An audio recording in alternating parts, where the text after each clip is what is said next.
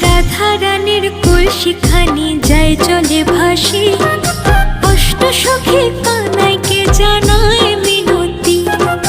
কানাই বলে কলসি আমি এনে দিতে পারি, রাই সখীদের পার করিতে লাগবে পারের করি, রাই সখীদের পার করিতে লাগবে পারের করি।